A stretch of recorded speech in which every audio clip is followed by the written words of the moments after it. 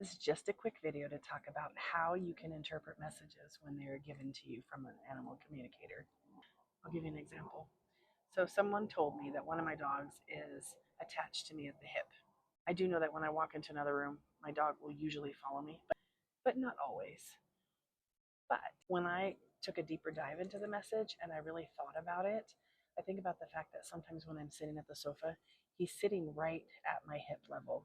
He drapes himself across my thigh, and then he's literally attached to me by the hip. If I'm laying down on a bed upstairs and he wants to come cuddle with me, same thing. He could lay at my feet, he could lay a little higher, but he's always at hip level.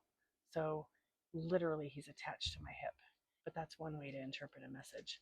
So you have to sometimes think outside of the box, right? Another message that I received for a reading that was done on one of my other dogs, Cricket. One of the things Cricket told the animal communicator was, Dad works a lot. And when I heard that, I'm like, Dad doesn't work as much as Mom because Dad works hourly, right? I work salaried, and usually by the time he leaves for work and then he comes back, I'm online sometimes right after he leaves for work, and I'm still working when he gets home. So when I heard that, I was like, well, that's not how I would interpret that message. But when my daughter listened to the same message, she said, think about it, Mom. You don't leave the house when you go to work. For you, it's just a normal day with the dogs because you just go into the office and they're still at home with you. But when Daddy goes to work, Dad leaves the house, and then it's a big production because they'll go whine by the door and I say, Daddy's going to work. Daddy will be home soon, right? So to them, the fact that he leaves the house, that's more impactful to them. That's them noticing when he's gone.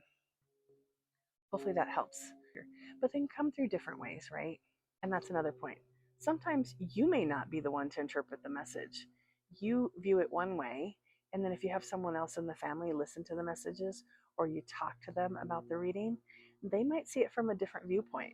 The other important thing to remember is the animal communication session is from the animal's perspective.